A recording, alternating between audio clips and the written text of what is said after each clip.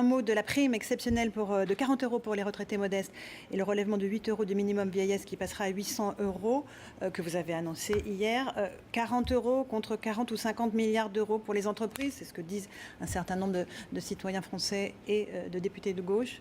Comment vous réagissez? Mais si on compare ainsi les choses, évidemment, avec ces sommes, je vois très bien ce que l'on peut dire. Ce que nous avons souhaité par cette mesure que j'ai annoncée et précisée, c'est de faire en sorte que l'engagement que nous avions pris, c'est-à-dire de ne pas geler les retraites en dessous de 1 200 €, cet engagement soit tenu. Or, la baisse de l'inflation, le niveau d'inflation extrêmement faible faisait que ces retraités, notamment ces petites retraites, voyaient leur pouvoir d'achat s'éroder.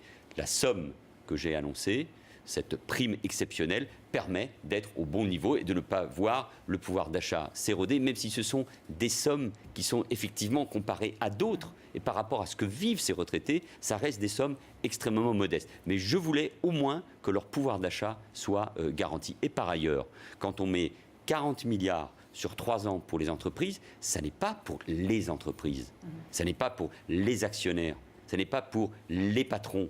C'est du financement pour les PME, les PMI, les artisans et les commerçants qui vont bénéficier d'1 milliard aussi, puisque nous l'avions prévu pour les indépendants. C'est pour la compétitivité de nos entreprises.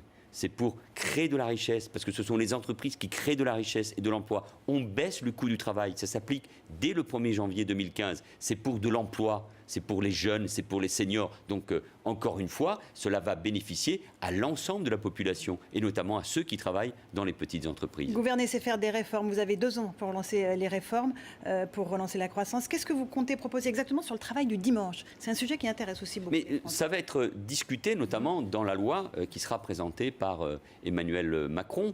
Et j'ai déjà dit les choses, je pense qu'y compris il y aura une concertation avec les partenaires sociaux. Nous voulons, avec Laurent Fabius, qui suit plus particulièrement ces questions, créer les conditions de meilleure attractivité de la France. Et donc pouvoir ouvrir des magasins le dimanche et le soir, notamment, essentiellement, dans les zones touristiques. Prenons un exemple. Aujourd'hui, vous avez millions de touristes chinois qui viennent à Paris, qui sont heureux parce que la France, Paris sont une formidable destination touristique, mais qui le dimanche partent à Londres parce qu'un certain nombre de nos magasins sont fermés. Eh bien, il faut être ouvert au monde, sans remettre en cause les droits des salariés, il faut en discuter. Il y a des avantages pour ces salariés, je pense que nous pourrons avancer. C'est en rien un débat idéologique. Il ne s'agit pas de généraliser l'ouverture du travail. On ne touche pas aux jours fériés, vous avez répondu vertement au MEDEF hier qu'il proposait. Mais on ne remet pas en cause notre modèle social, on ne touche pas à ces jours fériés, on ne baisse pas le SMIC, on ne met pas en cause le CDI. Les professions réglementées. Réformer,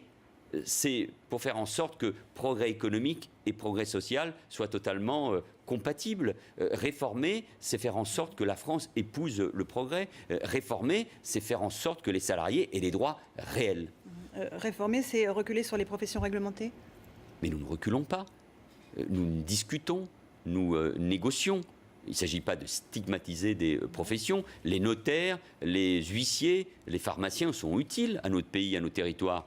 Emmanuel Macron, nous avons beaucoup cité au cours de cette émission, a répondu à de nombreuses questions cet après-midi à l'Assemblée nationale. Il présentera dans quelques jours cette loi. Et il a dit qu'il veut libérer les énergies, faire en sorte qu'on redonne du pouvoir d'achat, qu'on crée de l'emploi. Et je constate que les professions qui étaient concernés sont dans le débat, dans la discussion, et avec Christiane Taubira pour les professions juridiques, avec Marisol Touraine pour les professions de santé, le ministre de l'économie va continuer cette discussion.